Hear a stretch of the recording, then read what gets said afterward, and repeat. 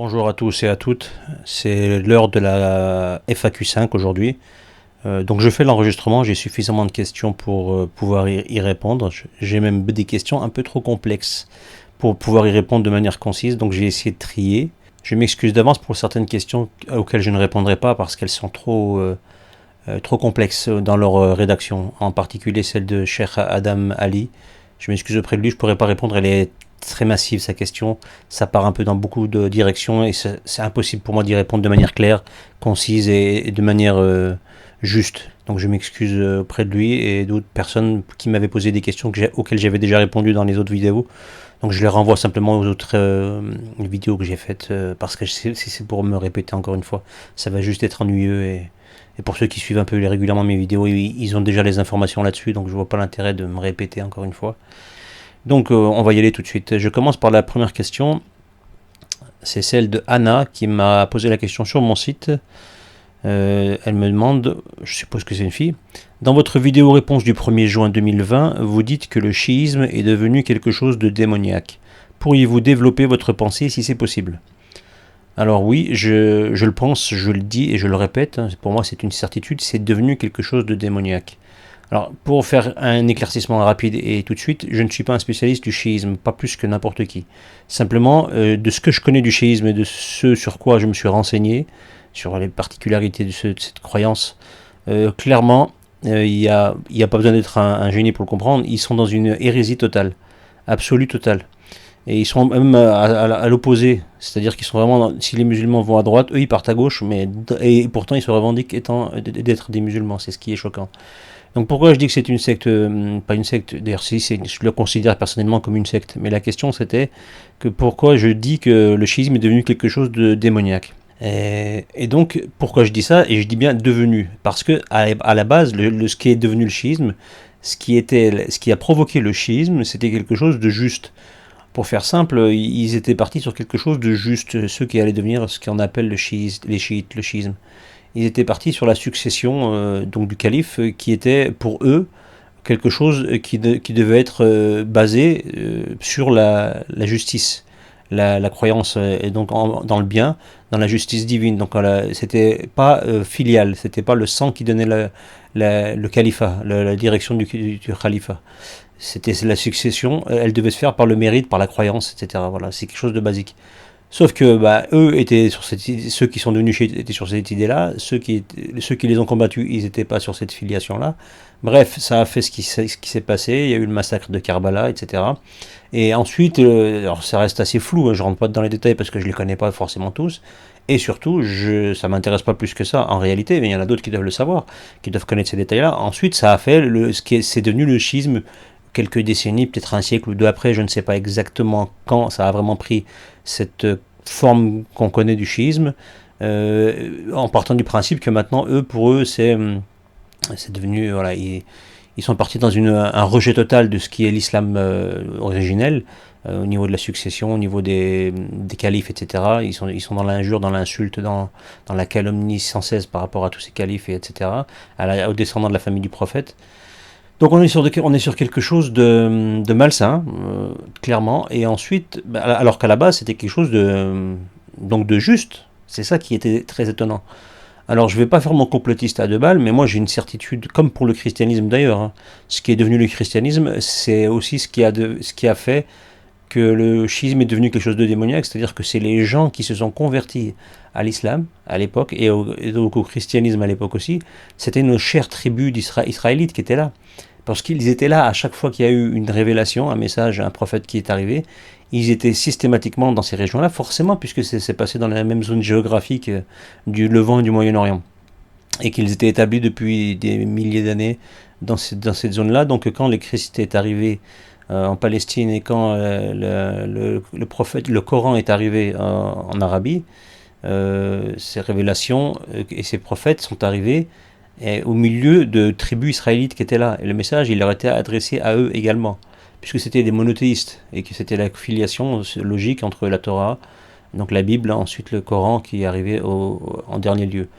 Et à chaque fois, les hérésies qui sont nées suite aux révélations, donc au message, à l'arrivée de la Torah, du Coran, ou de la Bible, donc des évangiles quand ils sont arrivés, on a eu une création de secte qui est arrivée dans la foulée, quelques temps après, quelques décennies, siècles après. Et dans le christianisme, ça a fait le christianisme en tant que tel, parce que je veux dire la divination de Jésus, hein, je ne parle pas du christianisme.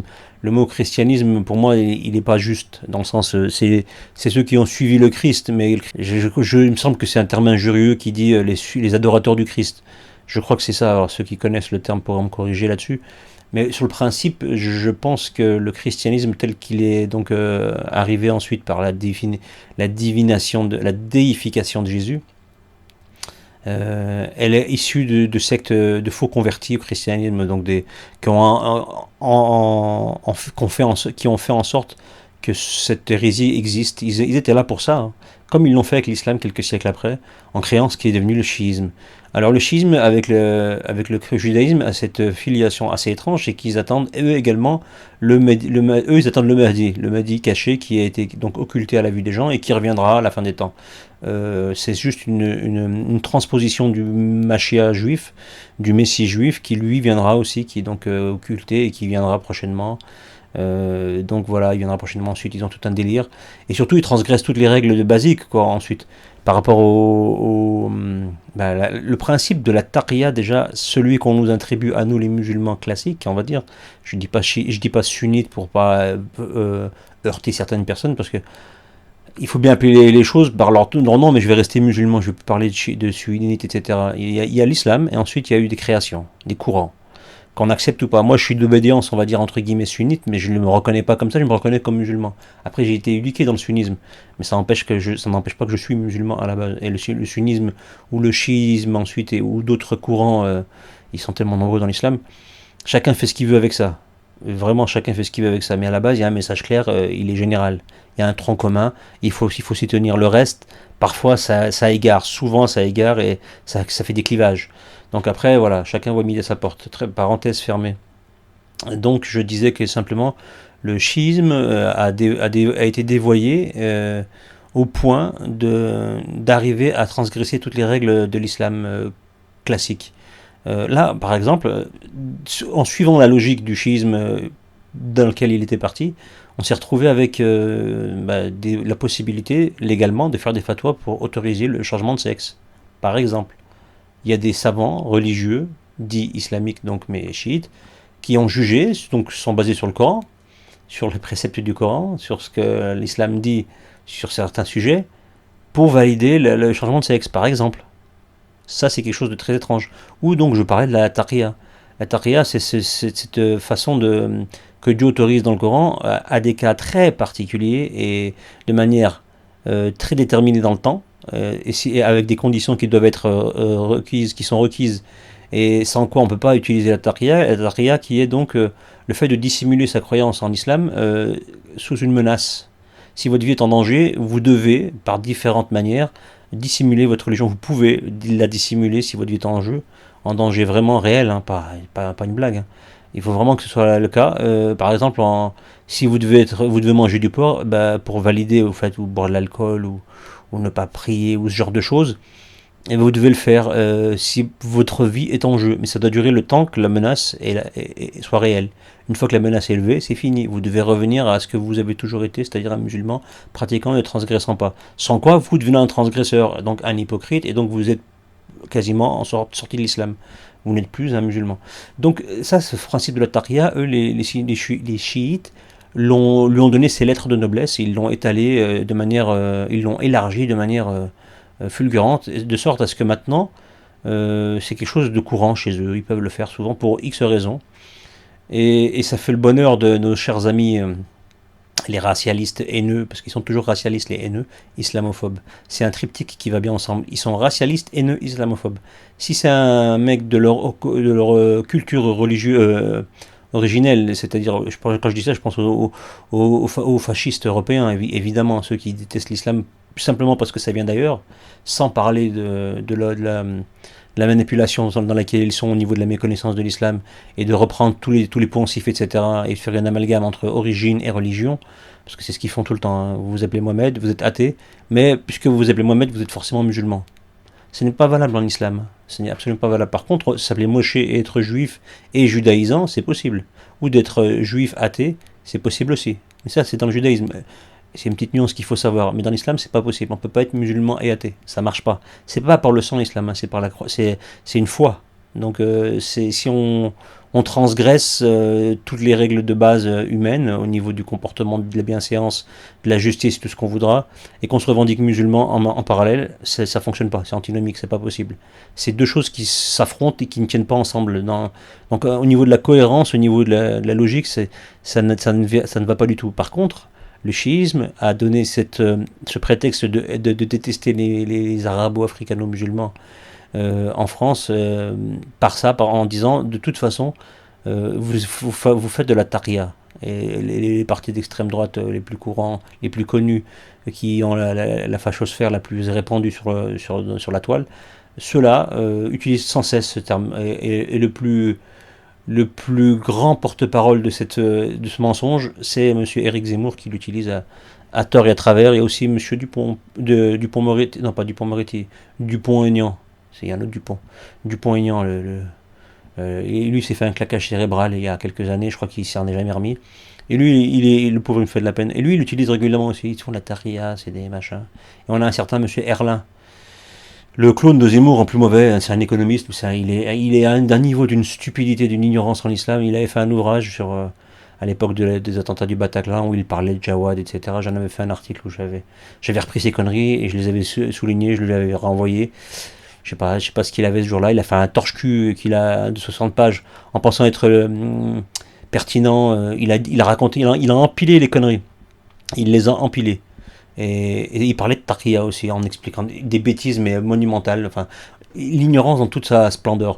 Et le chiisme, avec cette Taqiya risible et démoniaque, elle a été diffusée à grande échelle, mais à la base, c'est une hérésie de la pratiquer comme telle qu'il la pratique et telle qu'il la présente. Les règles sont très, très, très spécifiques, très, très claires. Et il n'y a pas à revenir dessus. Et voilà. Et en plus, le pire, c'est que moi, personnellement, et je pense qu'on était beaucoup comme ça, la taqiyya, avant d'entendre parler les ennemis de l'islam en parler, je ne savais même pas que ça existait.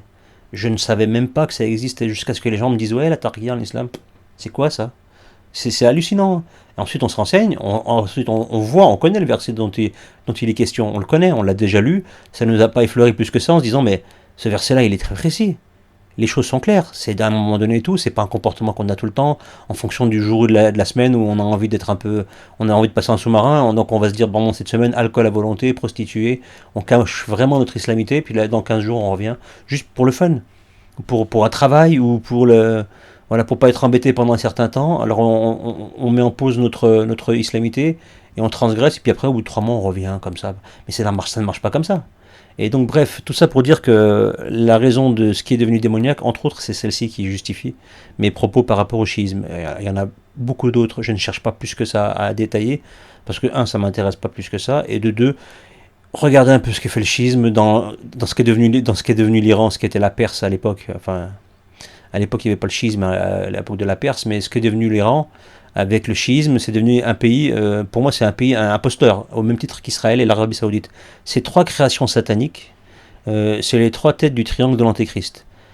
Il y aura Israël, l'Iran et l'Arabie. Ce triangle moyen-oriental, c'est le cœur du problème. Et ces trois théocraties, l'Arabie Saoudite, l'Iran et Israël, elles ont 3 religions différentes. On a le chiisme donc en Iran. En Israël, on a le sionisme, classique, hein, athée mais criminel et hautement nocif. Et ensuite, on a de l'autre côté, du côté de Riyad, le wahhabisme, cette secte dérivée également, encore une fois. Alors, je ne vais pas encore tartiner sur ce qu'est le wahhabisme et machin, etc. Je ne rentre pas dedans. Ceux qui connaissent, mon discours. Le reste, je passe à autre chose. Donc ces 3 religions totalement créées, sataniques, elles ont le même but, elles sont dans la même région. Et ces 3 théocraties, donc c'est les seules au monde. Je ne parle pas du Vatican. Le Vatican, c'est autre chose. C'est une escroquerie, le Vatican. Les seules vraies théocraties qui existent dans ce monde, elles sont réunies au Moyen-Orient et elles sont réunies autour de la Terre Sainte. Et elles ont une mission à jouer. Et si on ne l'a pas encore vue, par ces 3 nations fictives, c'est qu'il y a un problème, vraiment un problème. Alors je vais nuancer mes propos quand je dis nation fictive par rapport à l'Iran. L'Iran, ce n'est pas une nation fictive dans le sens que création pure comme l'a été Israël ou l'Arabie Saoudite. C'est la différence entre ces trois-là. Mais en tant qu'entité chiite, c'est devenu une nation, donc la République islamique d'Iran. Déjà, la République islamique, déjà, il y a un gros bug. En plus, elle est chiite. Donc on a triple bug, on a l'erreur 404, on comprend plus rien. Mais bon, ça tient la route quand même, c'est un pays, il existe, il est reconnu. Mais c'est justement cette création, mise bout à bout, qui pour moi ne tient pas la route, c'est une création voilà, fausse, et c'est un faux antagonisme. Donc le chiisme, il sert à ça, à créer un antagonisme avec Israël, son maître à penser, mais c'est son créateur en réalité, qui a créé donc l'Iran. Et donc il est censé être la menace d'Israël, et en même temps c'est la menace contre le wahhabisme saoudien. Et le wahhabisme saoudien, il aime pas l'Iran et il est censé ne pas aimer Israël, mais en même temps il dit qu'il aime Israël. Israël déteste tout le monde et a peur de tout le monde et se méfie de tout le monde et tout le monde est un danger pour elle, que ce soit l'Iran, l'Arabie ou d'autres. Mais en réalité, ils se mangent tous dans la main, ils sont tous dans la même logique, mais ils jouent des rôles. Voilà pourquoi le chiisme, à son niveau, c'est devenu quelque chose de diabolique pour toutes ces raisons et encore et bien d'autres encore. Une question de Claude sur mon site internet. Alors c'est une question qui n'est pas en rapport directement avec ce FAQ, c'est simplement une remarque qu'il m'avait faite par rapport à un article que j'avais publié. Donc je vais lire sa question, parce que je la trouve très intéressante, enfin c'est des remarques et c'est une espèce de question que je trouve très très intéressant, et ensuite je lirai sur quoi il se base pour poser sa question. Donc je commence la question. Bonjour, je suis né catholique dans un pays chrétien et je vois bien les incohérences qu'il y a dans les livres dits saints, qu'ils soient juifs, chrétiens ou musulmans. Tous ont été écrits, réécrits et interprétés par des hommes qui ont eu leurs qualités et défauts et les situations politiques de leur temps. Dire qu'il y a une source des sources, c'est bien, mais elle ne peut pas être écrite dans sa vérité première par des humains sujets à tant d'influences extérieures. Toutes ces vérités sont soumises aux influences dominantes de l'époque. L'histoire est toujours arrangée pour servir les buts des gagnants et l'influence des perdants est soit effacée ou arrangée pour servir le but des nouveaux dominants. Pour moi, il ne peut exister de source des sources et aucun humain ne la détient. Des vérités, il y en a dans les écrits des hommes et ce n'est pas avec l'intellect et la connaissance des textes qu'on peut le trouver, mais par l'intelligence du cœur qui lui est amour, et ce dans chaque être vivant sur terre sans exception. À part cela, nous partageons les mêmes idées et je suis régulièrement votre site très intéressant. Merci de nous faire connaître l'interprétation instructive du Coran, mais pour moi, il n'y a de source des sources que dans le cœur de l'homme, à nous de savoir l'écouter. Et je vais expliquer d'abord sur quoi il se basait par rapport. Il a pris quelques articles, quelques passages d'un article que j'avais écrit et je vais citer ce qu'il a coté avant de répondre à ça. Où trouver la meilleure des sources si ce n'est dans le livre infalsifié d'Allah, contenant sa parole? Quelle meilleure source que la source des sources? Iblis et ses affiliés humains le savent parfaitement, ils ont exploité les informations coraniques avec l'idée, comme à l'accoutumée, de les pervertir graduellement. Ne pouvant pas pervertir le texte, ils s'attaquent à ces enseignements en se les attribuant faussement sous l'étiquette science moderne en leur faisant dire par la suite ce que bon leur semble. Cependant, ils ne peuvent percevoir ce que Allah veut bien leur laisser percevoir, ils ont leur plan et Allah a son plan. Donc ça, c'est ce que j'avais écrit dans un article qui s'appelait La fabrique de la vérité, je crois. Ça faisait partie des choses, c'était en rapport avec le sujet de la Terre plate, c'est le fameux sujet de la Terre plate. Et j'avais écrit un peu par rapport à la science moderne, on disait que voilà, la science moderne, c'était une hérésie, et que c'était le piège de Satan, qui était, donc c'est lui qui avait découvert plein de choses, etc. Et j'expliquais simplement que c'est peut-être qu'il fallait inverser les choses et que c'était plutôt peut-être Satan qui s'était inspiré des révélations coraniques pour ensuite se les attribuer, comme je viens de lire dans l'article. Et il a arrangé les choses et puis ensuite il les a pervertis comme toujours. Mais ça, c'est pas le sujet. Donc il reprenait, quand je disais la source des sources, c'était le Coran, qui était infalsifié. Donc là, il me pose des questions en me disant, pour lui, à ses yeux, il n'y a pas de source des sources, si ce n'est dans le cœur des hommes. Et les livres sont source à interprétation, ont été modifiés, c'est par erreur humaine, pas forcément sciemment, mais comme c'est des humains, on est faillible, on fait des erreurs, etc. Ce que je peux rejoindre entièrement, complètement, à 100%. Sauf que, évidemment, si je dis ça, je suis pas cohérent avec ce que j'écris, ce que je dis depuis tout le temps. C'est-à-dire qu'en gros, moi, je peux pas. Les seules choses que je reconnais, et je suis comme tout bon musulman qui se respecte, sinon je ne le serais pas. Quand je parle d'un livre infalsifié, valable, quel que soit le temps, et qu'il le restera, je ne peux parler que du Coran. Et si je n'ai pas cette croyance, je suis en dehors de l'islam. En gros, si on ne croit pas à l'infalsification du Coran, Si on ne croit pas à ça, si on ne croit pas à l'infaillibilité du Coran, avec exempt de toute erreur, de toute manipulation humaine, si on n'y croit pas, on est en dehors de l'islam, tout simplement. Après, si je me trompe, il faudra me le dire, mais je ne vois pas d'autres explications. J'ai pas souvenir d'avoir vu quelqu'un qui dit je crois pas trop dans ce qui est écrit le Coran, il y a des trucs du vrai et du faux, et il est plus musulman. Clairement, après, il y a peut-être des nouvelles interprétations, mais c'est pas le sujet. Bref. Donc là-dessus, moi, on est obligé de se baser sur quelque chose, après ça s'appelle la foi. Après, j'expliquerai pourquoi le Coran est falsifié. J'expliquerai, je vais renvoyer ce que j'ai déjà dit, parce que je ne vais pas le faire là, j'avais déjà fait dans une vidéo. Je reprends mon propos. Si on n'a pas une croyance de base, si on n'a pas une fondation dans sa croyance, on va se baser sur quoi pour reconnaître le vrai du faux dans la vie en général, j'entends. Si on n'a pas de croyance ferme sur quelque chose, on va juste être fluctuant et on va jamais pouvoir construire quelque chose dans sa logique sur ce qui est la vérité et qu'est-ce qui est faux dans ce monde et comment éviter le faux justement. Ça c'est la construction logique dans une réflexion si on parle de religion, de croyance, de vérité dans ce monde dans lequel on est, ce qui s'est passé avant, ce qui va arriver par exemple, bon, c'est pas, sans être devin on dit ça, mais on a des prophéties dans les religions etc. Et du monde à venir, etc. Et on a aussi une histoire qui nous a été racontée par l'histoire officielle. Puis ensuite, on a des histoires qui nous proviennent de livres religieux, dont le Coran, et donc la Bible, et la Torah, etc. Ensuite, on a des fouilles qui nous racontent, donc ça c'est l'histoire officielle, des fouilles archéologiques, des traces de textes écrits, etc., des vestiges diverses et variés de par le monde, dans différents domaines, qui font que ça nous raconte une histoire. Et cette histoire, c'est devenu plus ou moins l'histoire officielle, avec certains vides, certains points d'interrogation, mais ça évolue, on a des réponses qui arrivent au fur et à mesure du temps. Ça c'est l'histoire officielle, et donc le reste c'est la croyance religieuse, la foi. Le Coran, je vais renvoyer à ce que je disais sur le Coran, pourquoi il est infalsifié et pourquoi je crois en son infalsification. Je ne sais pas si ça se dit son infalsification, si c'est une faute, je suis désolé. Bref, donc je vais renvoyer à une vidéo que je crois dans la série des hémorroïdes, que je crois que c'est c'est l'épisode 1. Je le mettrai en lien dans la vidéo, enfin il s'affichera, il s'incrustera dans cette vidéo là au-dessus en ce moment là même où je parle, je l'afficherai en haut à droite en fiche. Et donc je crois que c'est les hémorroïdes 1 où je parle de ça.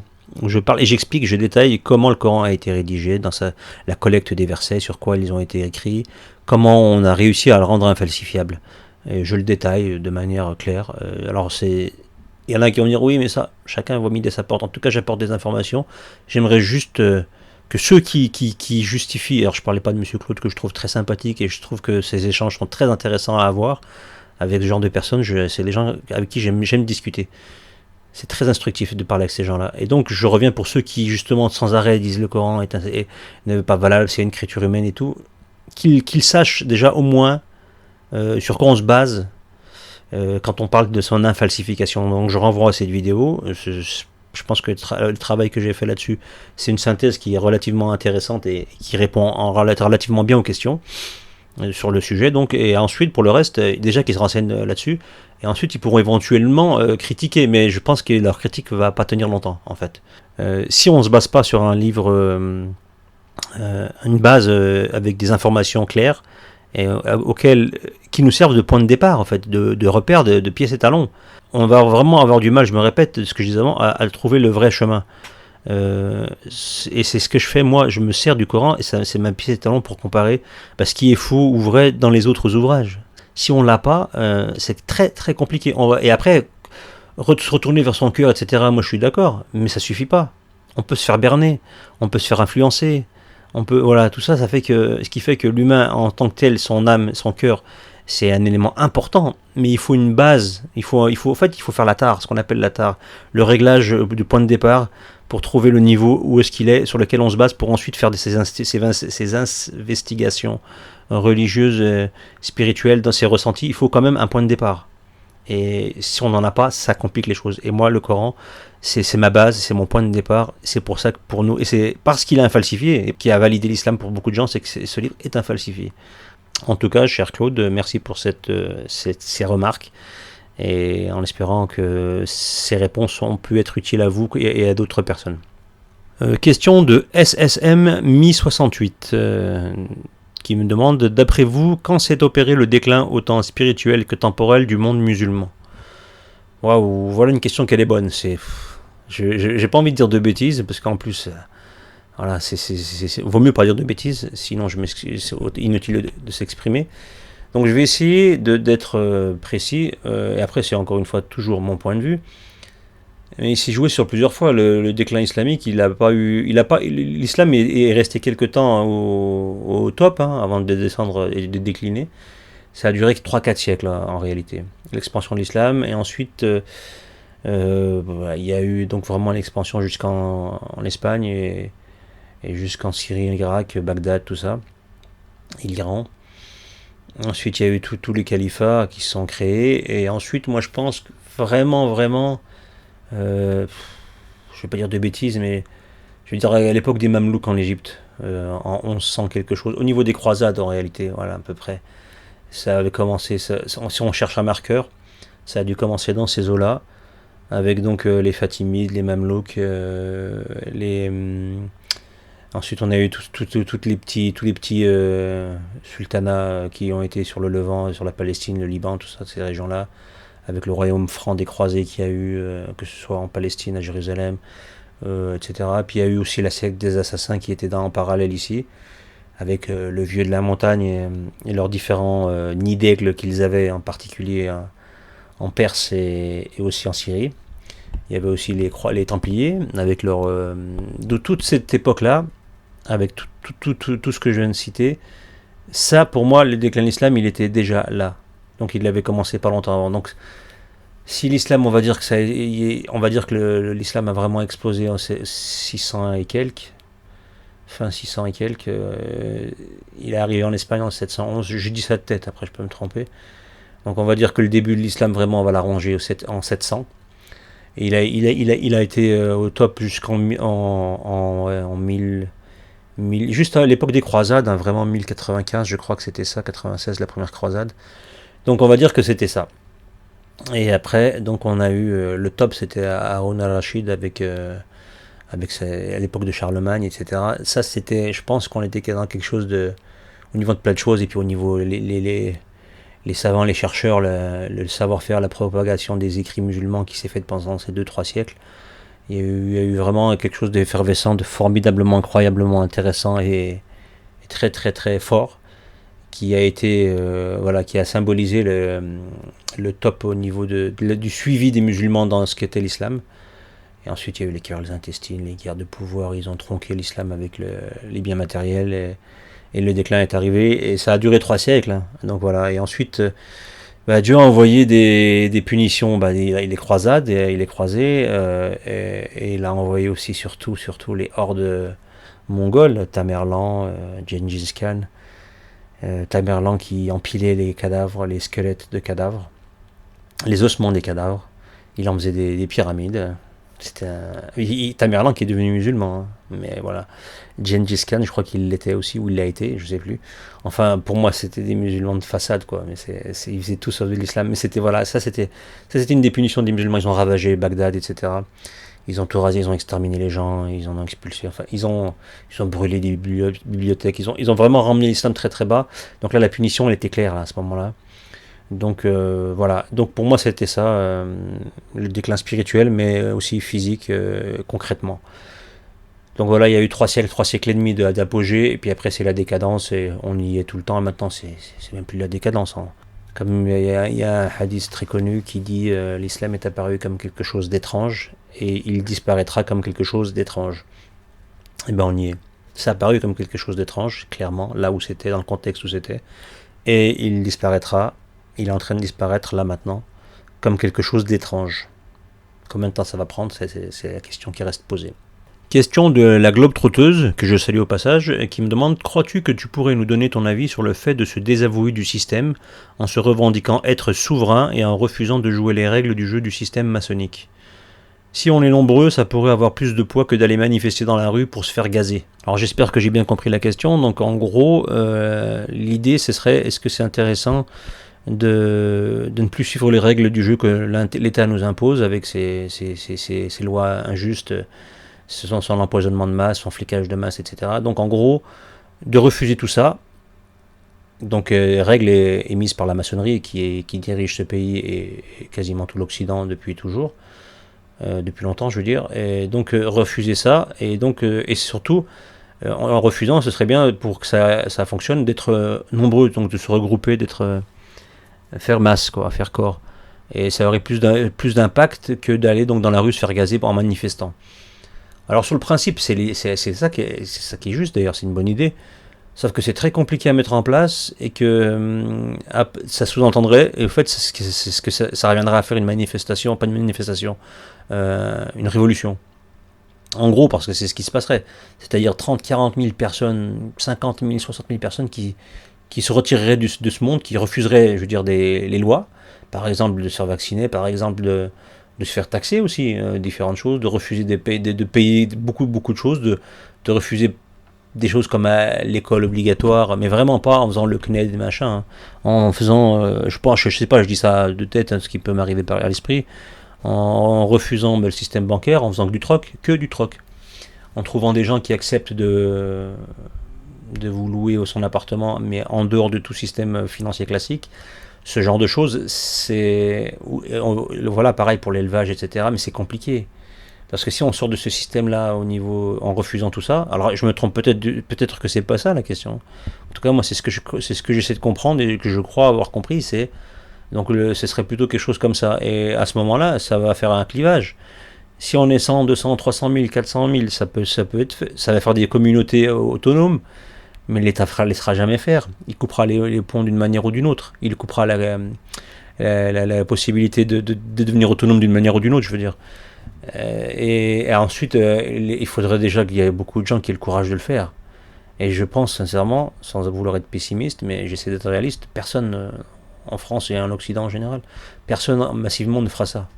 Personne voudra mettre de côté son bien-être, le côté pratique de tout ce que cette société nous propose. Donc j'ai du mal à le croire. Mais c'est vrai que, alors en contrepartie, enfin je ne sais pas si on peut dire ça comme ça, mais l'idée d'aller manifester pour avoir des droits, etc., comme elle le dit, hein, c'est mieux que de se faire gazer. C'est vrai qu'à part se faire gazer, perdre un œil et se prendre des coups de matraque, je vois pas l'intérêt d'aller manifester. Ça n'a jamais servi à rien. Il n'y a pas 150 solutions dans le monde, dans ce monde-là en tout cas, en Europe, en France en particulier. Les manifestations ne servent absolument à rien. Ça fait des décennies que les gens manifestent, ça n'a jamais rien changé. Ça fatigue les gens ils y vont, ils mettent du cœur, ils prennent sur eux, ils perdent leur temps, leur énergie, leur santé, leur argent. Et à la fin, ça dure 2, 3 semaines, un mois, et après ça passe, ça s'essouffle. Et c'est terminé. Et ils vont toujours trouver un subterfuge, les dirigeants, pour que le mouvement s'essouffle. Parce que sur le long terme, ils ont les armes pour nous battre. On manifestait pour quoi? Faire quoi? Casser des vitrines, emmerder les gens dans la route. Alors je dis pas que c'est pas légitime leur manifestation, mais je dis que c'est perdu d'avance. Moi les gilets jaunes, tout ça, je suis d'accord, je les soutiens à 1000%. Pour certains, après ceux qui cassent les couilles aux gens, excusez-moi du terme, qui vont bloquer les ronds-points, ça j'ai trouvé ça d'une débilité. Mais c'est pas le sujet, on s'éloigne. Après, par contre, manifester, si on manifeste, il faut être intelligent, mais il faut se dire en face, il faut aller jusqu'au bout. Parce que les mecs, ils vont vous laisser pendant un mois manifester, après vous allez vous essouffler. Économiquement, vous ne pourrez pas tenir. Familialement, vous ne pourrez pas tenir non plus. Il y a tout un tas d'éléments qui se mettent en place qui font qu'à la fin, vous êtes perdant. Vous ne pouvez pas. L'État, il a que ça à faire. Il a son armée, sa police, et il l'envoie au fur et à mesure. Et puis après, à la fin, vous êtes fatigué, vous. Et donc, vous brassez de l'air. Et le pire, c'est pas. On a le retour par expérience depuis 40 ans. Enfin, moi, je vois ça depuis 40 ans. Depuis que je suis tout petit, je regarde la télé, je vois des gens qui manifestent.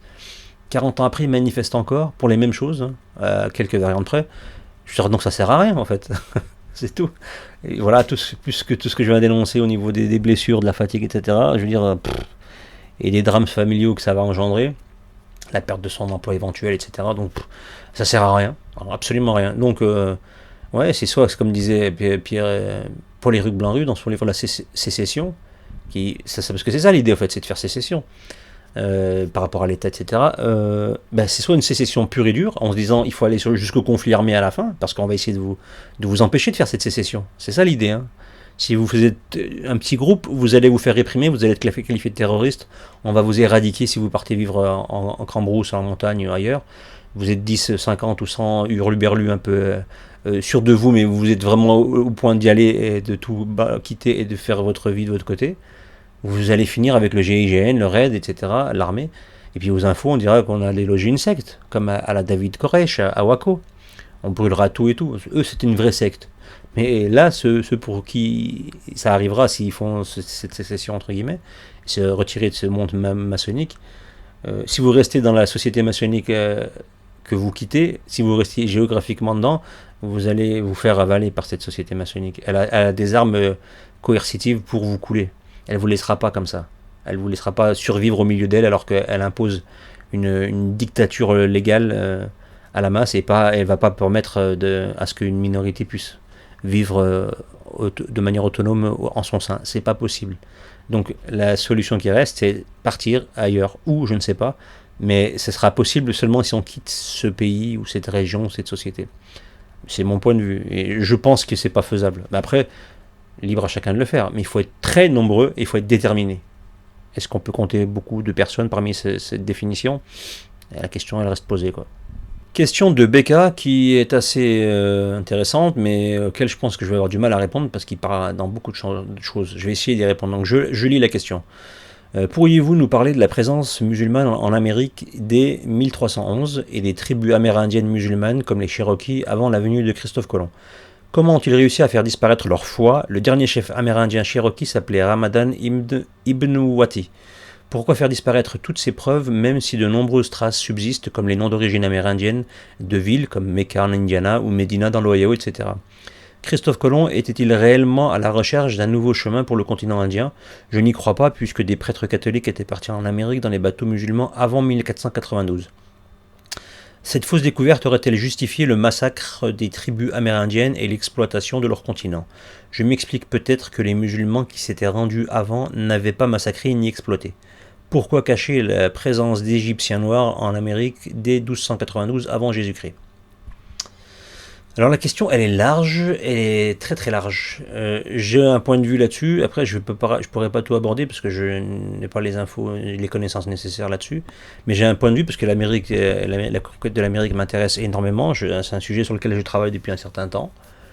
Et il est vaste le sujet, très très vaste. Alors pour la conquête de l'Amérique, je crois que la découverte, entre guillemets, de la découverte de Christophe Colomb, ça c'est bon pour les fables et les livres d'histoire. Hein. Tout le monde, je pense que n'importe quel chercheur de vérité, il sait que c'est faux. Il faudrait être très naïf pour penser que Christophe Colomb a découvert l'Amérique. Bon, pour info, je l'ai déjà dit, je le répète, Christophe Colomb était un maran. Un maran, vraiment un vrai maran, c'est-à-dire un juif camouflé.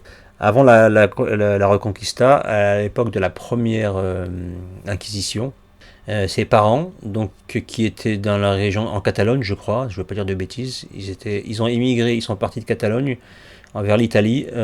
Bon, la Catalogne et l'Italie et la région de Gênes, c'est en bateau, c'est direct. Hein. Et donc ils sont partis à Gênes. C'est plutôt vers les années après que la première Inquisition, donc elle a commencé en 1390 ou 91, je ne sais plus. Elle a duré un certain temps.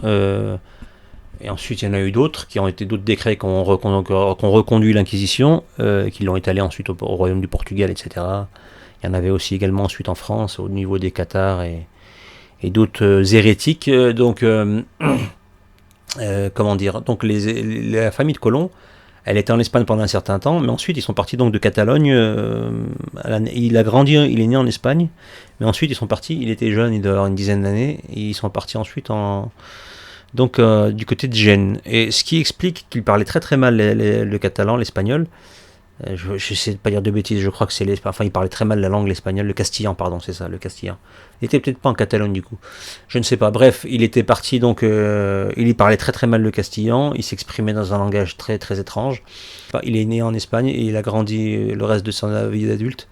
Il l'a fait en Gênes et ensuite il est revenu adulte en Espagne pour proposer ses services et pour pouvoir ensuite partir découvrir l'Amérique. Bon, on sait que l'Espagne musulmane avait tous les ouvrages des musulmans, des marins musulmans depuis. Les marins musulmans, vous pensez bien qu'à l'époque où ils vivaient en Espagne, ils n'ont pas attendu 1492 pour partir, surtout géographiquement parlant, pour partir explorer les mers aux alentours.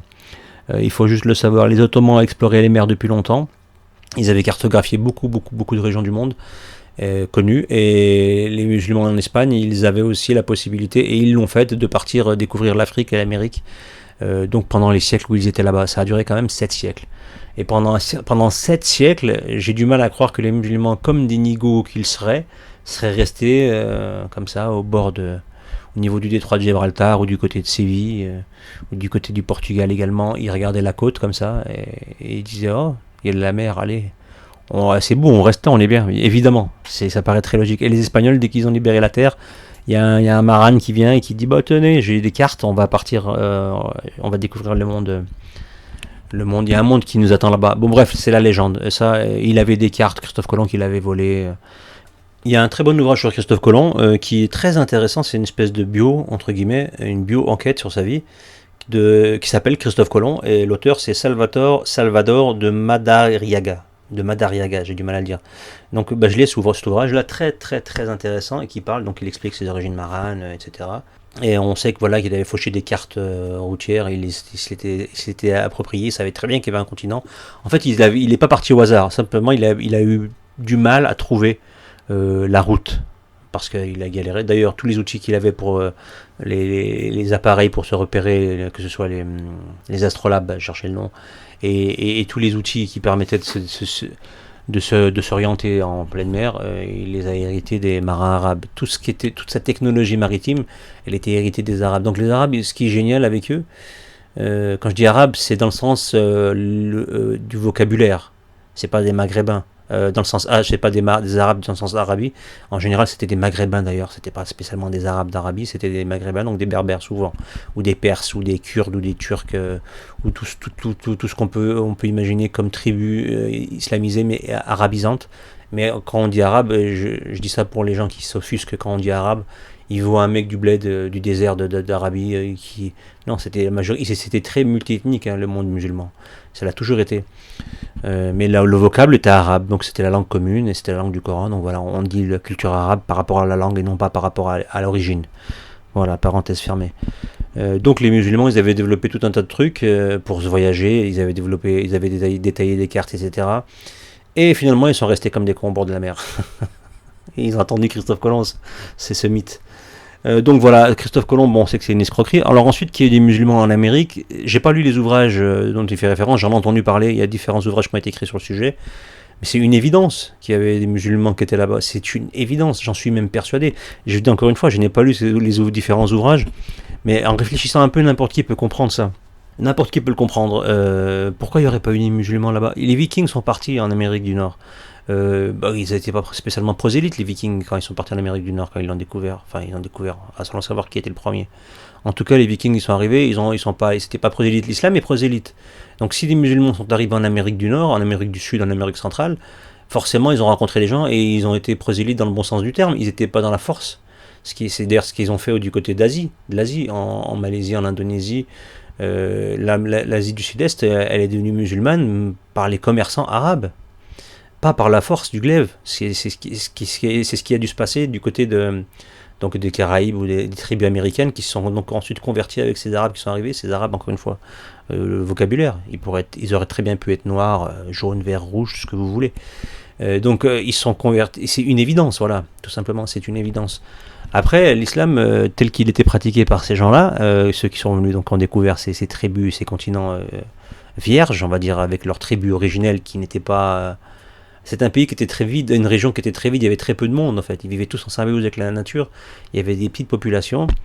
Dieu a voulu préserver ce continent justement de cette manière-là, et quand les musulmans et d'autres personnes et d'autres peuples ont découvert les Amériques et les populations qu'ils étaient, ils ont fait en sorte de ne pas l'altérer, de ne pas le coloniser. Ils ont juste rencontré, ils ont dû faire des échanges commerciaux, etc. Et ça s'est arrêté là, jusqu'à ce qu'arrive notre cher Christophe Colomb avec son projet de commune. Et c'est étonnant que Dieu a préservé ce continent de cette manière pendant des milliers d'années, jusqu'à ce qu'arrive Christophe Colomb. C'est le point de départ. Et ensuite, c'est parti dans ce qu'on appelle l'exploitation, et ensuite c'est devenu la prostituée du monde. Ça a été dépouillé. Quand je dis prostituée, faut pas le prendre mal, hein. C'est-à-dire que on l'a exploité jusqu'à la dernière goutte exploitable de ce continent, humainement, au niveau des gisements du sous-sol, au niveau de ses richesses maritimes, ses richesses terrestres, c'est au niveau de son climat, au niveau de ses peuples qui ont été dépouillés, qui ont été massacrés, etc. Tout ce qu'il y avait à exploiter a été exploité et encore exploité dans l'Amérique.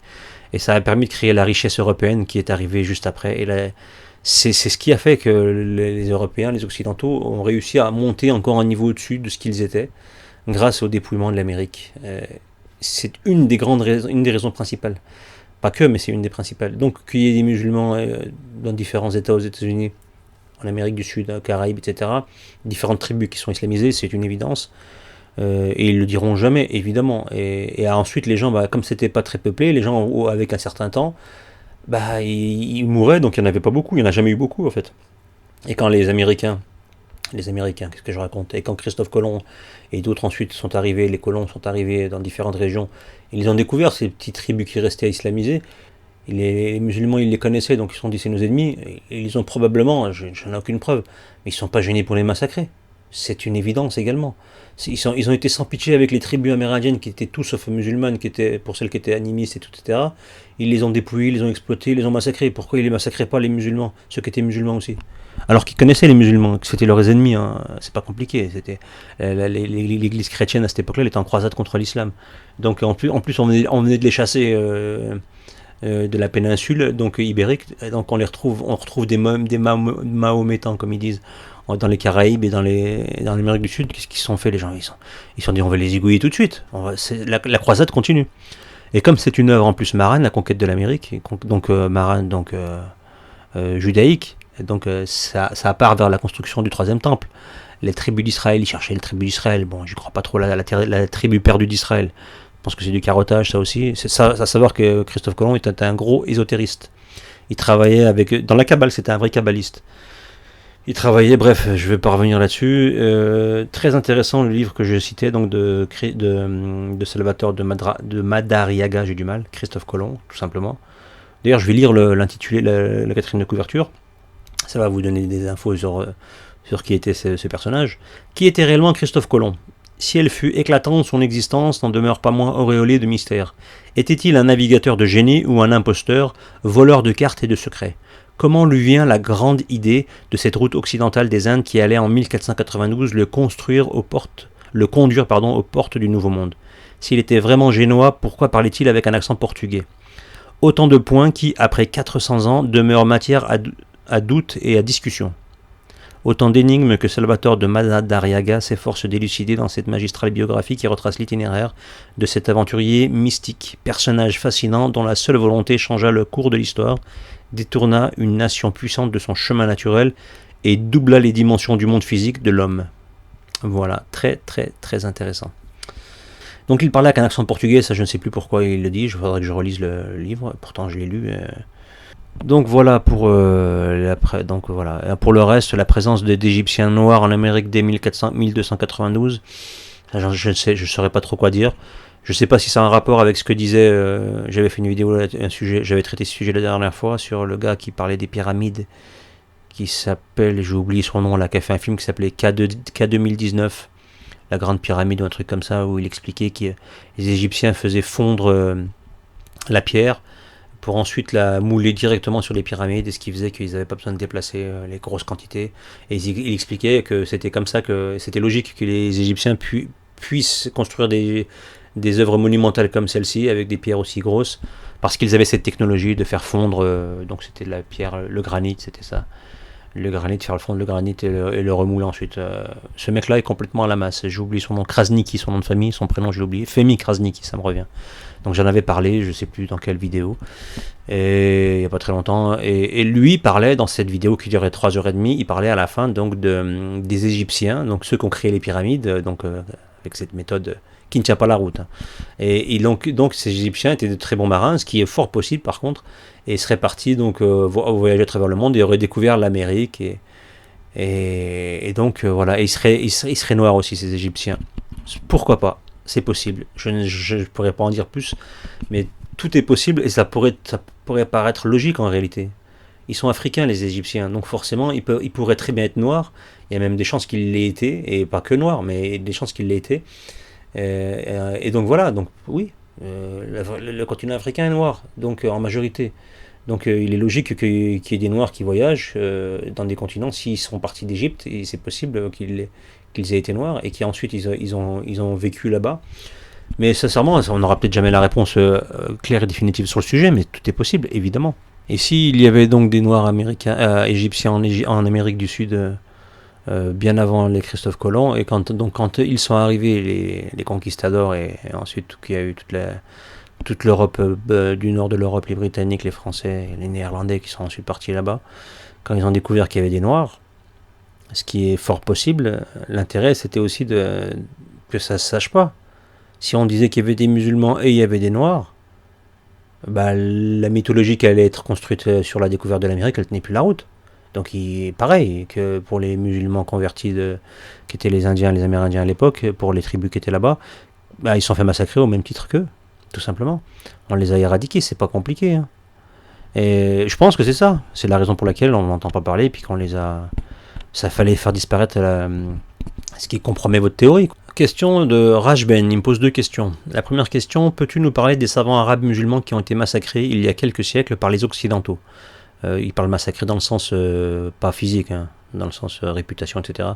Les chiffres arabes que tout le monde utilise aujourd'hui, on sait que ça a été inventé par les Arabes, par exemple. Merci d'avance pour ta réponse. Alors, je vais faire une très très rapide explication, la réponse va pas être longue, c'est que les chiffres arabes, non, ils sont pas arabes, ils sont indiens à la base. Ensuite, ils sont passés par les Perses et ils sont arrivés chez les musulmans. Donc les Arabes, on va dire, donc toujours pareil par rapport à la langue, hein, évidemment, pas par rapport à l'ethnie ou l'origine ethnique, quoi. C'est la langue arabe, donc le monde islamique était arabophone, donc arabisant, donc c'est le monde arabe, voilà. Donc il a été récupéré par le monde arabe, et le monde arabe a développé les mathématiques à un certain niveau et a incorporé les chiffres, donc ce qu'on appelle devenus arabes, mais qui étaient donc indiens, via la Perse, qui ensuite les a transmises. Donc voilà, c'est un vecteur, le monde arabe est un vecteur de savoir moyen-oriental, et ensuite moyen-oriental, méditerranéen, tout ce qu'on voudra, surtout moyen-oriental et extrême-oriental. Donc tout ce qui est Asie, Inde, Chine, tout ce qui est caucasien, etc., toutes ces séances perses, etc., toutes ces sciences sont arrivées ensuite, elles ont convergé vers le monde musulman, qui lui-même avait fait d'autres découvertes, d'autres savoirs, et ensuite il a aggloméré tout ça, et il en a créé encore quelque chose de plus puissant, et a fait avancer les choses comme ça, et ensuite ça a été transmis ensuite en Occident, qui ensuite en a fait ce qu'il en a fait de plus ou moins bonne manière, pour des dessins plus ou moins justes, ce qu'on voudra. Enfin, tout le monde connaît la suite de l'histoire. Là, le monde dans lequel on est, le monde technologique et industriel et scientifique dans lequel on vit, il est héritier du savoir arabo-musulman, et donc du savoir moyen-oriental et extrême-oriental, donc du fait de toutes les civilisations humaines, et probablement amérindiennes. J'en parle pas parce que on n'a pas beaucoup d'éclairage de ce qu'ils ont apporté, les Amérindiens, les Sud-Américains, etc. Mais probablement qu'ils avaient un savoir qui a dû être échangé, qui a dû se mélanger, s'amalgamer aux autres. Et ensuite, avec les siècles, ça a été transmis de sociétés évoluées à sociétés évoluées qui sont succédées, pour arriver ensuite au monde occidental moderne, ces 3 derniers siècles, avec le siècle des Lumières, qui a utilisé tout ça et qui a ensuite fait ce qu'il a fait. Donc les savants arabes s'en font massacrer, oui, mais c'est des bonnes guerres, et on a changé leur nom, etc. Bon, ça, il faut surtout, c'est toujours pareil, il faut pas montrer que la science appartient aux autres, et si on est obligé de la reconnaître, elle appartient à tout le monde en réalité. Mais il y a des gens qui y ont participé, et parfois c'est ennuyeux de le dire. On ne peut pas reconnaître les choses dont on dépend quand elles ne sont pas à nous, et surtout quand elles proviennent de celui qu'on déteste maintenant au jour J, c'est-à-dire les musulmans. Il ne faut pas qu'on comprenne que la lumière puisse venir d'eux, et qu'elle est venue d'eux pendant un certain temps. C'est pas possible.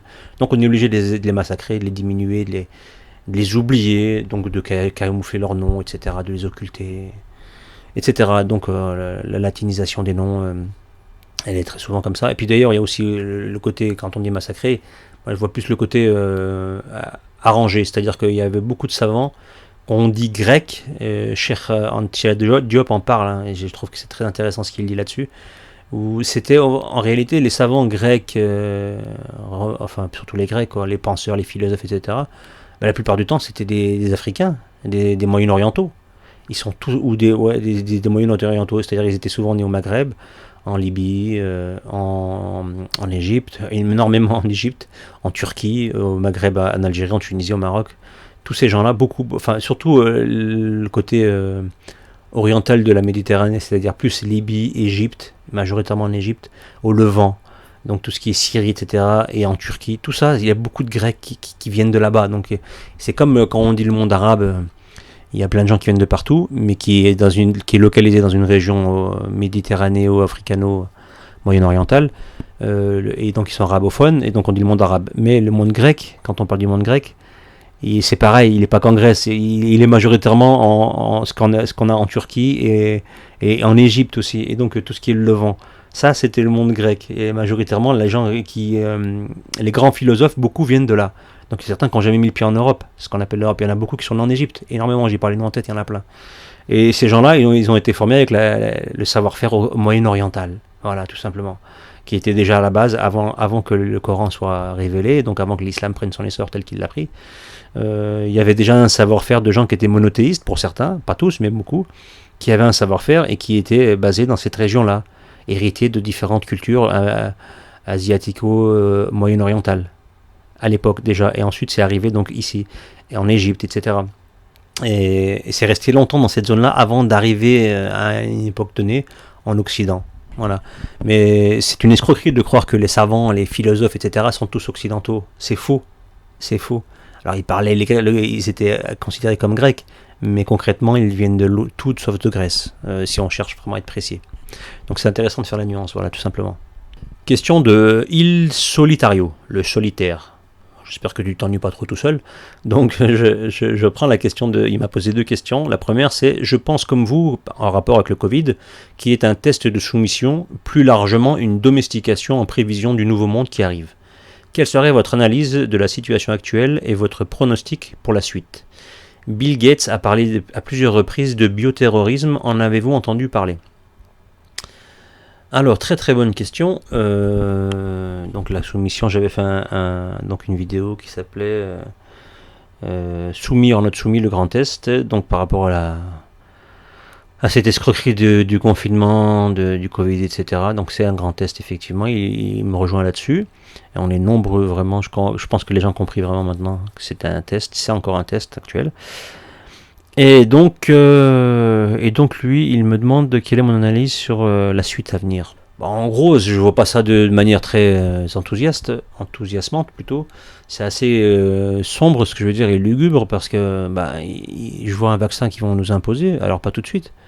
Parce qu'ils font pas des pieds et des mains comme ça, de manière mondiale, un tapage H24 tout le temps, ils arrêtent vraiment plus. Pour ensuite faire quelque chose de soft et nous laisser couler tranquille maintenant qu'ils nous ont fait peur, genre nous libérer. Non, ils vont profiter, comme je le disais, battre le fer pendant qu'il est encore chaud, et ils vont nous imposer un vaccin. D'abord, ça va être ceux qui sont volontaires, donc ceux qui auront peur, ils vont le faire. Puis ensuite, on va encore créer de la panique, on va créer des épiphénomènes, des maladies, des morts subites à cause de gens qui ne se seraient pas fait vacciner et que c'est pas efficace. Donc il va falloir se faire vacciner pour que tout le monde soit pas malade et que des gens ne créent pas la mort d'autres gens, ne soient pas les responsables de la mort parce qu'ils le refusent. Donc on va plus laisser la possibilité de choisir, on va imposer le vaccin. Ça va être emmené comme ça. Donc je vois ça comme ça. Donc ça c'est la suite qui me plaît pas du tout, mais c'est celle que je vois. Alors ensuite, chacun, ceux qui voudront pas le prendre, ce foutu vaccin, ils seront mis à la marge, financièrement, économiquement, peut-être pénalement, tout est envisageable. Ils vont encore créer, comme je dis toujours, ils ont de la ressource, ils vont créer d'autres choses encore dont on n'a même pas idée maintenant, pour nous imposer ce vaccin. Je ne sais pas comment ils vont le faire, je ne sais pas la manière dont ils vont procéder pour nous imposer ça, mais ils vont trouver des techniques. Quand on va les voir les mettre en place, on va dire, ils sont forts les enfoirés, ils sont forts. Ils y sont arrivés. Et ça va être pas beau, ça va pas être beau du tout à voir, mais ça va être bien emmené, comme toujours, et ça va être diaboliquement bien emmené, entre guillemets bien emmené. C'est malheureusement comme ça que je vois les choses. Donc, et il me parle dans cette question, et ça c'est intéressant, il me dit Bill Gates a parlé à plusieurs reprises de bioterrorisme, en avez-vous entendu parler ? Alors j'en avais entendu parler vite fait, je ne m'étais pas intéressé à ça, mais effectivement j'en avais entendu parler, sans chercher plus que ça. Et donc Il Solitario me met le lien de cet article où monsieur Bill Gates, le petit savant démoniaque, parle de ça. C'est un article de 2017, donc je suis sur l'article là. Et donc l'article, il dit Bill Gates a évoqué au cours d'une conférence sur la sécurité ses craintes d'une pandémie d'origine bioterroriste au cours des 10-15 prochaines années à venir. Donc dans l'article, ils font le parallèle entre le cinéma qui parle régulièrement du bioterrorisme, etc., et la réalité que Bill Gates reprend. Et en tout cas, c'est ce qu'il dit. C'était le 18 février 2017, cette intervention donc, que me poste notre cher ami Il Solitario, qui parle donc Bill Gates de 2017 de ça. Et donc, il nous explique plein de choses très intéressantes, et il dit entre autres des gènes pathogènes apparus dans la nature ou dans les mains d'un terroriste, transmis dans l'air et se propageant rapidement, pourraient tuer 30 millions de personnes en moins d'un an, et ce d'ici 10 à 15 ans. Donc c'était il y a 3 ans, donc lui il a dit ça il y a 3 ans, il dit 10 à 15 ans, on pourra tuer jusqu'à 30 millions de personnes, machin, par des terroristes, machin, etc. Donc on devrait y être bientôt, hein. Donc on est en 2020, donc 2030 à peu près. D'ici une dizaine d'années, il reste large à peu près. Donc il dit, donc l'article dit, le fondateur de Microsoft place même ce risque juste derrière la guerre nucléaire et le changement climatique. Et l'article continue sur un scénario improbable à court terme, mais qu'il faut envisager pour s'y préparer, estiment des spécialistes. Je vais m'arrêter là-dessus, je ne vais pas continuer plus, mais c'est magnifique quand il dit ça, et parce que là, il vient de montrer le mensonge dans sa splendeur. En gros, donc il nous explique qu'il y a un bioterrorisme qui va arriver et qu'on ne va peut-être pas pouvoir y échapper d'ici 10 à 15 ans. Donc c'est un prophète de malheur. Pour info, Bill Gates il faisait partie des cartes du jeu Illuminati de Steve Jackson, sorti en 1995, et je dis bien en 1995, où on voyait, il avait sa fiche à lui, avec son vaccin, etc. 1995, il est sorti, il faut le savoir. Donc Monsieur Bill Gates nous dit que ce risque de bioterrorisme, il est classé juste derrière la guerre nucléaire. Ce qui est génial, alors là c'est juste magnifique, c'est que la guerre nucléaire est un pur mensonge, clairement un pur mensonge. Changement climatique, c'est un pur mensonge. Et il nous met à la fin sa guerre bactériologique. Donc là, il vient de prouver que c'était faux, donc c'est encore des mythes. Alors par contre, que eux-mêmes, c'est-à-dire ces employeurs, ces affiliés, c'est-à-dire du côté obscur de la force, du côté démoniaque, hein, et que ce soit les entités démoniaques et leurs suiveurs humains, c'est eux qui vont nous infliger ça. C'est-à-dire qu'ils vont, sous prétexte, alors ils vont trouver un homme de paille, un groupuscule de paille, ce qu'on veut, avec le terrorisme, donc forcément islamique, qui vont utiliser l'arme bactériologique à la Oussama Ben Laden, et qui vont utiliser ça en leur mettant ça sur le dos, en fait. Homme de paille qui va diffuser ça dans un métro, dans un stade, je sais pas, ils vont faire ça où ils vont faire ça, mais ils vont le faire. Et ils vont le balancer comme ça, en disant voilà, c'est ça. C'est l'arme bioterroriste, bio-bactériologique et terrorisme, bio-bactériologique. Ils font des concoctions magnifiques. Donc là, pour moi, ça tient plus la route. Alors, je ne vais pas revenir sur l'histoire de la guerre nucléaire et le changement climatique. Clairement, les armes nucléaires telles qu'on nous les décrit, hein, c'est-à-dire la bombe atomique qui rase tout, etc., c'est faux. Clairement, c'est faux. Alors je dis pas que ça n'existe pas, je dis que et c'est pour ça que je fais la nuance, tel qu'ils nous l'ont expliqué, ça n'existe pas, c'est faux. Alors il y a différentes armes très destructrices, mais pas comme ils nous le rabâchent depuis des décennies, cette peur fantasmée de l'éradication humaine par ces armes qui rasent tout. Par contre, ils le font croire, et ça permet de plein de choses. Entre autres, ça permet de laisser en vie l'état imposteur d'Israël. Je reviendrai là-dessus un jour, si j'en ai le temps, je ferai une vidéo pourquoi la bombe atomique, elle a permis à Israël d'exister. Et la fausse bombe atomique, elle permet à l'état imposteur d'Israël d'exister. Il a fallu créer une arme des armes pour créer l'état imposteur des états imposteurs. L'un ne va pas sans l'autre. La raison d'existence de la bombe atomique, c'était principalement pour que l'état imposteur d'Israël existe et ne soit pas démantelé, attaqué. C'est le croque-mitaine qui permet de garder tout le monde à distance.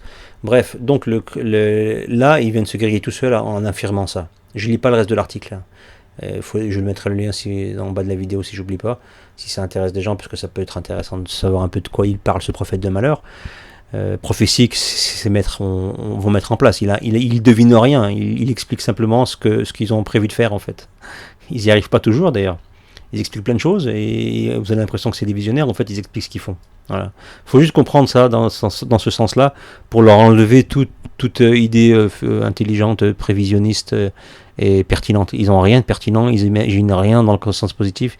Ils mettent en place ce qui a été défini par leur maître, ni plus ni moins.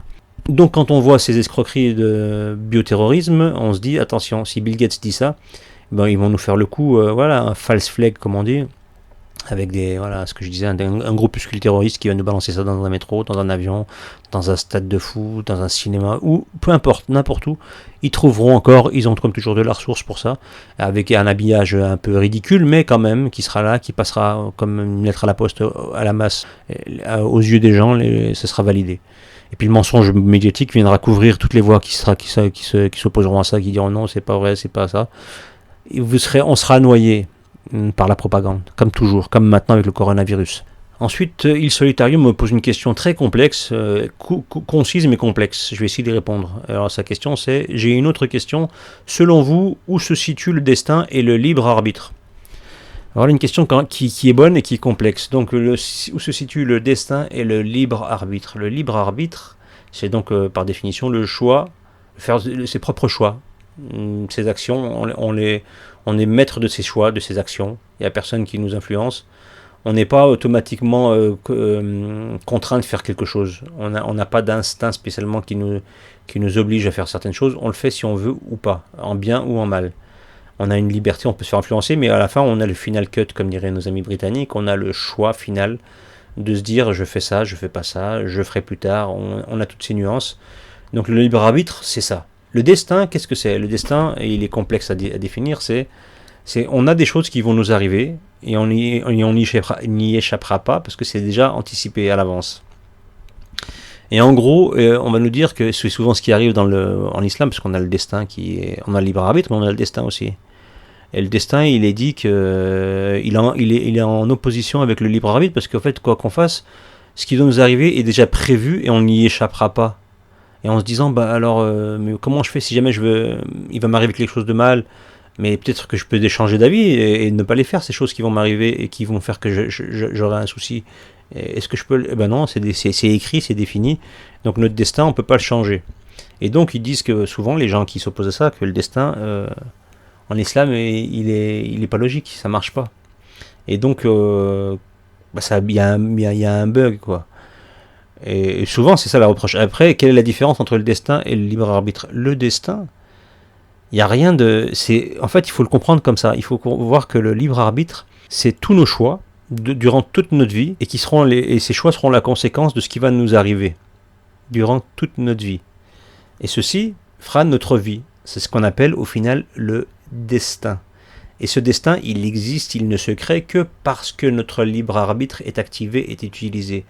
On est les conséquences, le destin c'est les conséquences de notre libre arbitre et des actes que l'on va faire qui vont définir ça. Et pour bien comprendre ça, les gens vont dire oui mais le destin il est déjà défini, parce que c'est ça, hein, l'avenir, notre destin est déjà tracé avant qu'on naisse. Évidemment, puisque Dieu sait à quel moment, Dieu sait ce qu'on va faire à l'avance. Donc il connaît tous nos choix de notre libre arbitre, toutes les conséquences qui vont résulter, donc ce qui fait que notre libre arbitre aura défini quelque chose, défini notre vie, notre sort, sur toute notre existence, et Dieu l'a validé, simplement. Et donc notre destin, il est là. Voilà, pour faire simple. Je ne sais pas si c'est clair, mais c'est comme ça que je vois ça, moi, le destin et le libre arbitre. Le libre arbitre est le créateur du destin. Après, il y a une dissociation temporelle, en fait. On est dans le voyage dans le temps. Les choses qui vont nous arriver... Elles ont été vues, elles ont été définies, elles ont été validées, ensuite elles ont été gardées au chaud, et ensuite elles seront applicables au moment de notre arrivée, de notre vie sur Terre. Et on validera ce qui était prévu, tout simplement. Mais c'est nous qui avons défini ce qui était prévu, voilà, par notre libre arbitre. Après, comme toujours, hein, je peux me tromper, mais c'est comme ça que je vois, en tout cas que je réponds à cette question de notre ami Il Solitario. Donc la question suivante, c'est la question de FB, il m'en a posé plusieurs. Alors les deux premières, elles étaient en rapport avec l'islam et sur des sujets que j'avais déjà traités. Et elles sont assez longues et je ne vais pas les reprendre ici même, je en reparlerai peut-être dans une autre vidéo.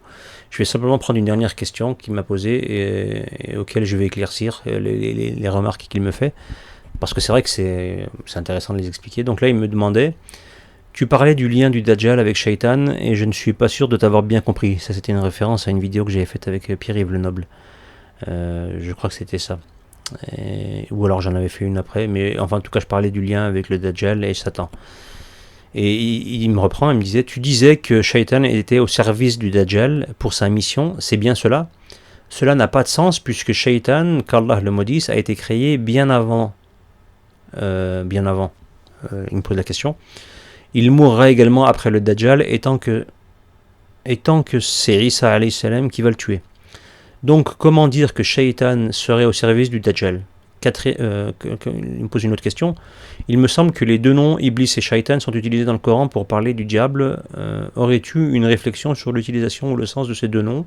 Moi j'expliquais dans une vidéo que Satan, étant le personnage celui qui a le plus transgressé ouvertement et qui méritera le plus grand des châtiments sur cette planète, eu égard à son œuvre criminelle et son opposition à Dieu en frontal, ce qui est unique dans l'histoire dans l'histoire tout court. Il n'y a pas une créature qui s'est opposée à Dieu de la manière dont l'a fait Satan, avec ce qu'il connaissait, etc. Bref. Et donc, à ce titre-là, il aura l'égarement le plus puissant et il aura un traitement particulier pour lui. Ce que les autres créatures n'auront pas. À trahison, à transgression importante, égarement et punition importante. C'est équivalent. Donc Satan a un piège particulier et j'expliquais que ce piège particulier qui lui sera réservé, ce sera l'Antéchrist. L'Antéchrist va réussir à l'aveugler et à le pervertir et à l'égarer encore davantage dans son égarement par rapport à la divinité. C'est-à-dire qu'il va arriver à un stade où il va croire, il va être persuadé que Dieu, même s'il sait qu'il est omnipotent, omniscient et tout ce qu'on veut, il va se dire mais peut-être qu'il y a moyen d'avoir un rival qui puisse peut-être pas le battre, mais au moins s'opposer à lui. Et c'est mon point de vue, c'est ce que j'expliquais. Et ce rival éventuel, ce serait l'Antéchrist. Pourquoi je dis ça? Parce que l'Antéchrist a été sa conception, son arrivée sur cette planète, la manière dont il va agir, il ne l'a pas fait tout seul, il le fait avec les entités démoniaques, en tout le temps, en tout lieu. Et celui qui va diriger ces entités démoniaques, c'est Satan, c'est le maître des démons, c'est sa filiation pure, les démons. Hein. Après les djinns, c'est autre chose, ils sont pas sa descendance, ils sont de la même race que lui, mais c'est pas des démons les djinns. Ils sont djinnesques comme les démons, mais ils sont pas démoniaques, c'est-à-dire ils sont pas les démons sont que démoniaques, ils peuvent faire que le mal, ce qui n'est pas le cas des djinns qui ont le choix. Voilà. Pour faire très simple. Et Satan a mis en place toute sa filiation démoniaque depuis que l'Antéchrist existe. Depuis qu'il le connaît, qu'il a suivi son message. Et ce qui est étrange, c'est que Dieu nous explique que l'Antéchrist n'est pas un humain, dans le sens âme. Il n'a pas une âme humaine, il a un corps humain. Il va vivre comme un humain, mais il ne mourra pas comme un humain et il ne sera pas jugé, puisqu'il n'a pas de libre arbitre. Dieu l'a créé comme étant quelqu'un qui est soumis à un plan, à un programme. Il n'a pas le choix de faire le bien ou le mal, il fera ce que Dieu lui a imposé, et il mourra surtout d'une manière qui n'est pas humaine, puisqu'il mourra, il fondra comme le sel fond dans l'eau. Pour faire la parabole, et c'est un peu comme ça que le hadith il l'explique, il fondra. Il va s'effriter, il va fondre sur place. Donc de deux choses l'une, soit ce hadith est faux, et on est égaré, soit il est vrai, et c'est ce que je pense, et il explique cette explication de sa mort, et elle a un but précis. Elle nous enlève, sauf si on le prend comme une allégorie, comme un symbolisme. Et là, on est dans autre chose. Et là, il faut voir nos amis soufis qui ont la possibilité de voir autre chose là-dedans. Moi, je le vois pas comme je le vois pas comme une allégorie, comme quelque chose de symbolique. Je le vois comme quelque chose de clairement défini de sa mort quand il verra le Christ, donc Isa alayhi salam, quand il le verra. Il fondra, donc il aura pas, ce sera quelque chose, voilà. C'est-à-dire que là, quand il verra la vérité, il va disparaître. C'est pas une mort de quelqu'un qui rend l'âme, tout simplement. Et ce message-là, il nous valide le fait que c'est pas un humain, dans le sens naissance avec une âme qui a été insufflée, et ensuite il mourra, il aura le libre arbitre, il sera jugé. Non, c'était juste un amas de chair qui disparaîtra comme il est venu. C'est-à-dire qu'il a été construit uniquement pour ça. Et sa construction, moi je l'ai aligné, celle de l'Antéchrist, sa construction physique. C'est Dieu qui l'a défini, avec ses capacités, avec son pouvoir de subversion, Dieu l'a défini. Et il sera incarné, et donc il prendra sa mission terrestre, avec un corps terrestre, qui pour moi, et ça c'est mon interprétation personnelle, sera l'œuvre de rabbins juifs, donc messianistes, qui attendent le Messie, etc. Et ces gens, c'est des gens qui sont versés dans la Kabbale. Ce sera des hauts sorciers, si on veut. Des hauts sorciers au même titre que les sorciers qu'il y avait en Égypte, qui servaient à la cour de Pharaon. Ceux qui étaient là à l'époque de Moïse, et qui étaient là, et qui étaient là sûrement bien avant, et qu'on continue encore à travailler sûrement encore longtemps après. Ces sorciers, c'est des sorciers de haut niveau. Et eux, les sorciers, les rabbins qui travaillent dans la Kabbale, qui seront versés dans la Kabbale, ceux qui créeront le corps de l'Antéchrist, justement, j'ai eu un lapsus, c'est que ce sera ce qu'on appelle le golem. Ils vont construire un corps, et le concept du golem, renseignez-vous sur ce que c'est, vous allez voir un peu, j'en ai déjà parlé, mais là je ne vais pas y revenir dessus, je parle juste le golem, renseignez-vous. Vous verrez, c'est très intéressant. Le golem, cette créature de A à Z faite par des rabbins via la Kabbale, correspond en tout point, de mon point de vue, à ce que sera l'Antéchrist. Il va être, et donc c'est parce que l'Antéchrist, donc le Dajjal, donc il viendra d'une famille juive. Parce qu'il faut savoir aussi que pourquoi je dis ça, il viendra d'une famille juive parce que les Juifs attendent le Christ, leur Christ à eux, le Messie, leur Messie à eux, pas le Christ, leur Messie, parce que le Christ c'est Jésus. Eux, ils attendent un Messie, pas Jésus. Jésus, ils l'ont cloué. Pour eux, ils l'ont crucifié. À leurs yeux, évidemment. Pour eux, il n'existe plus. Ils attendent le Messie. Donc, ils attendent un Messie. Si le Messie était déjà arrivé, donc s'ils attendent un Messie, il y a qui va arriver? Ils attendent qui? Il n'y a plus personne qui va arriver, logiquement. Donc, ils attendent quelqu'un. Ils attendent quelqu'un qui va arriver, qui va faire des miracles. C'est leur défini dans la Torah. Qui va faire des miracles, qui va ramener les enfants d'Israël en Palestine, ce qu'on appelle la Palestine occupée aujourd'hui. Il va reconstruire le temple. Il va faire des grandes guerres. Et il va redonner le pouvoir aux enfants d'Israël comme ça l'a été à l'époque biblique, à l'époque de Salomon et de David et de Salomon. Donc ils attendent ça. Ça, c'est dans les prophéties judaïsantes. Okay. S'ils attendent ça, donc ils vont travailler pour ça. Donc ils ont recréé l'Israël, ils attendent de recréer le temple. Quand le temple sera reconstruit, ou plus ou moins, il sera quelque chose de ressemblant à ça. Hein. Ils vont peut-être pas être fixes. En tout cas, quand il sera reconstruit le temple, il leur restera quoi? Les Juifs sont revenus en Terre Sainte, hein, entre guillemets, ils sont revenus, hein, ils sont là, il y a un État qui existe, etc. Ils ont une puissance monumentale mondiale, même si elle est fictive, mais elle est là, concrètement. Qu'est-ce qu'il leur reste? Qu'est-ce qu'il leur reste à faire? Pas grand-chose. Hein. Il reste à pas grand-chose près, on est plus loin de ça. Une fois que le temple est plus ou moins reconstruit, le Messie va arriver. Et le Messie va arriver, s'il est déjà venu, et nous on sait qu'il est déjà venu, les Juifs ils attendent qui? Donc un imposteur forcément, et cet imposteur-là, il va pas naître, ils vont le créer, parce qu'ils ont la capacité de le créer avec la Kabbale, ils l'ont entre guillemets déjà fait, alors des gens disent que c'est une légende, à Prague, le Maharal de Prague, le grand rabbin de Prague, l'a créé, l'a fait avec la Kabbale. Donc c'est la sorcellerie judaïsante, elle est légale, hein, elle est autorisée. Et les gens qui vont vous dire c'est une initiation, c'est un savoir, machin, etc. Si on veut, moi j'appelle ça de la sorcellerie, on peut tourner autour du pot, tortiller du cul pendant 300 ans. C'est de la sorcellerie, la Kabbale c'est que ça. C'est pas un savoir ésotérique, culturel, spirituel, machin, je sais pas quelle autre niaiserie, peu importe. Moi, il n'y a pas à tergiverser, c'est de la sorcellerie. Les autres, ils voient comme ils veulent hein, les choses. Hein. Moi, quand on me dit que parler avec les esprits, leur demander des faveurs, c'est pas de la sorcellerie, je sais pas ce que c'est. Mais bon, chacun voit midi à sa porte. Donc à partir de ce moment-là, quand les capacités de créer un personnage de A à Z physiquement et ensuite de le commanditer, les Juifs l'ont fait à Prague à l'époque et ils l'ont peut-être refait plusieurs fois. Je pense qu'ils l'ont peut-être déjà refait dans différentes périodes historiques. Je pense que c'est ce qu'ils vont faire avec l'Antéchrist. Par contre, ils vont créer un enfant. Et ils vont le donner à une famille juive. Parce que l'Antéchrist, donc le Christ, le Messie juif, devra connaître la Torah, les règles de la Torah. Donc ce ne sera pas un athée ou quoi, il naîtra dans une famille juive, il sera élevé dans la communauté juive. Donc là, je pense que vous cherchez dans les plus orthodoxes, les plus jusqu'au-boutistes, il naîtra dans une famille comme ça, dans ce milieu-là. Ce ne sera pas un athée, quoi.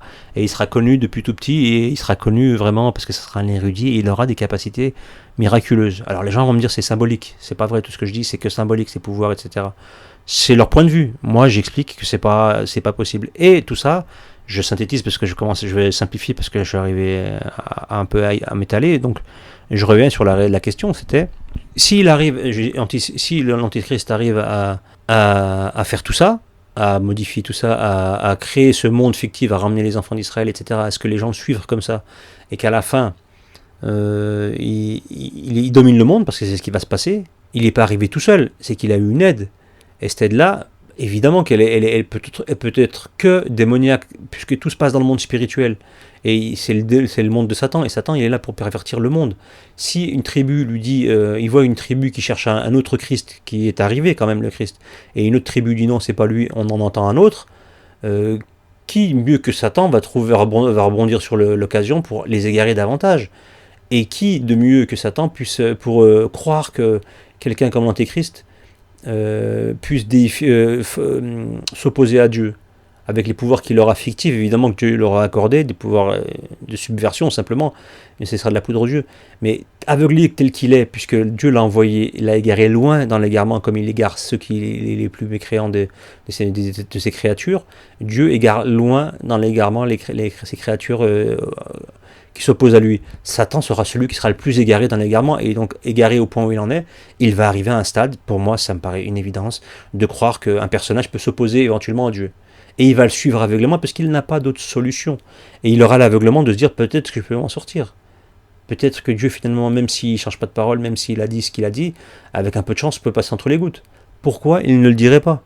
Il y a des gens, et ça on le sait, dans le Coran, ils viendront, pendant que le Dieu les enverra en enfer, ils viendront et ils demanderont à Dieu, ils essaieront d'arnaquer Dieu, en parlant, en lui disant plein de choses.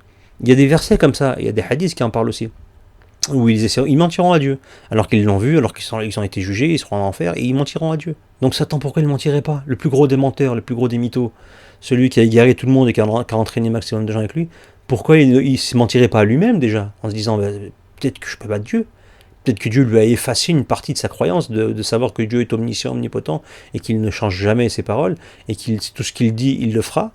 Qu'est-ce qui empêche Satan de se faire occulter ça?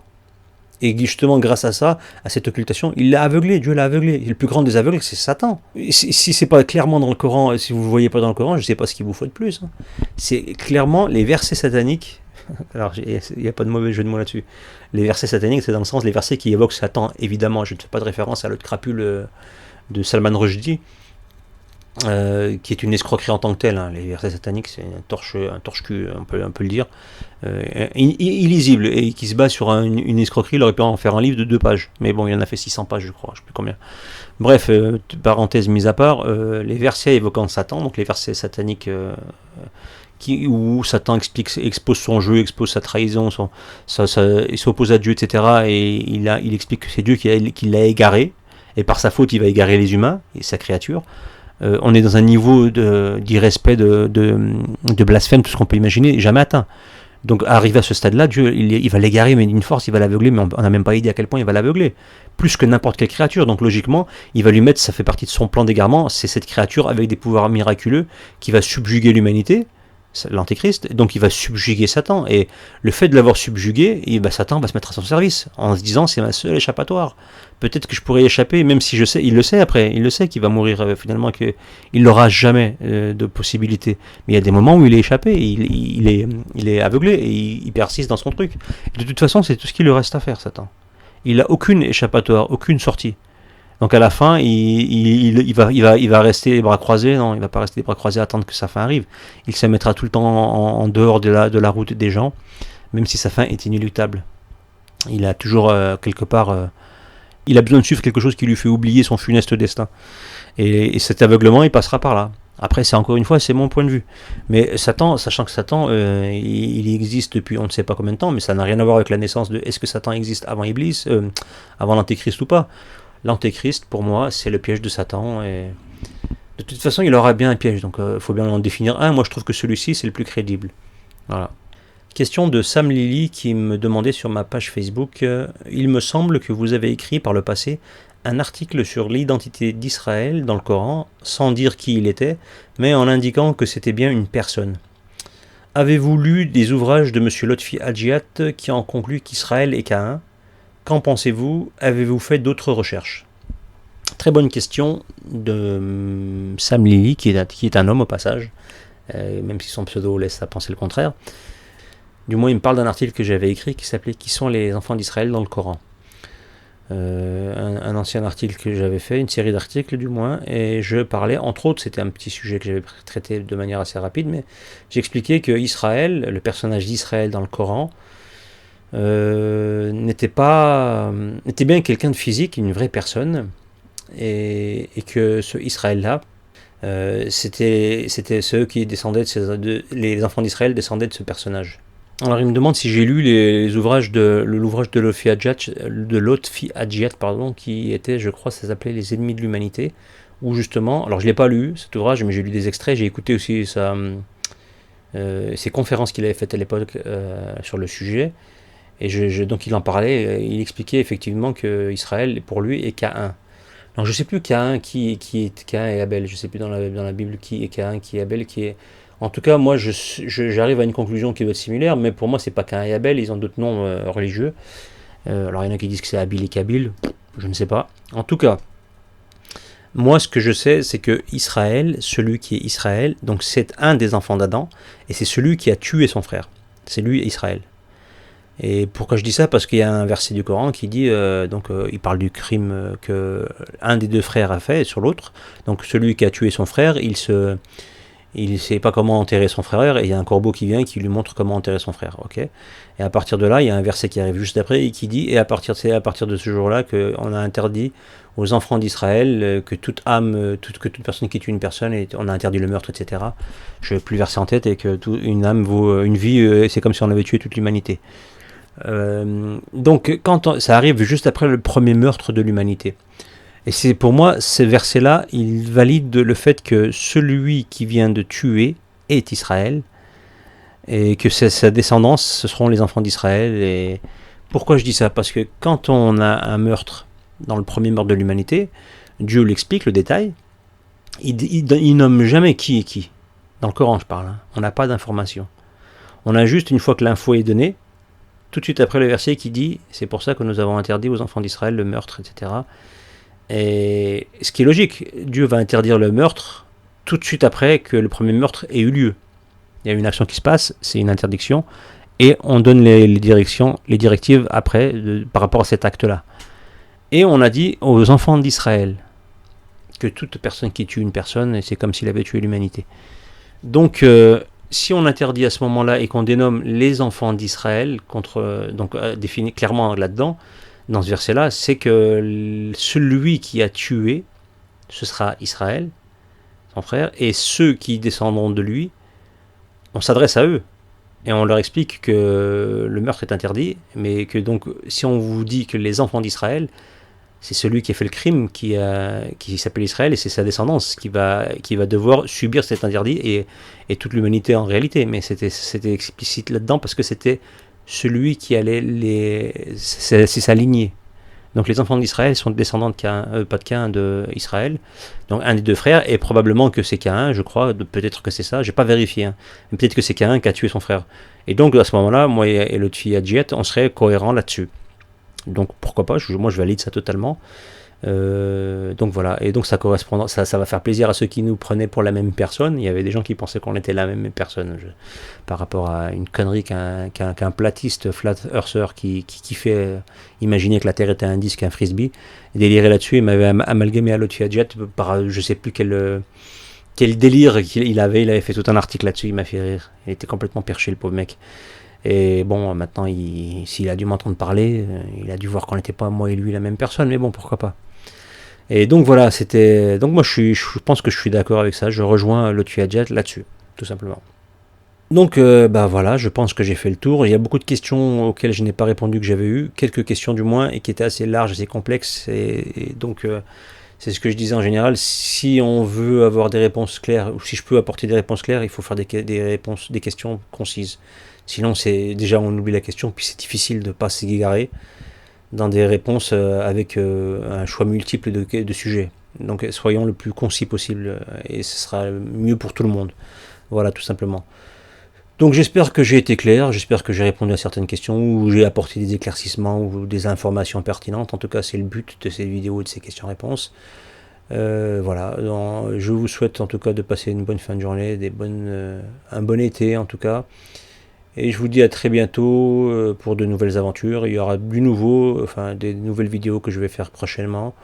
Je vous en dis pas plus. J'espère qu'elles seront bien reçues, qu'elles seront intéressantes. Et et que voilà, que ça plaira à tout le monde. Donc je vous dis à très bientôt, bonne journée et que Dieu vous garde.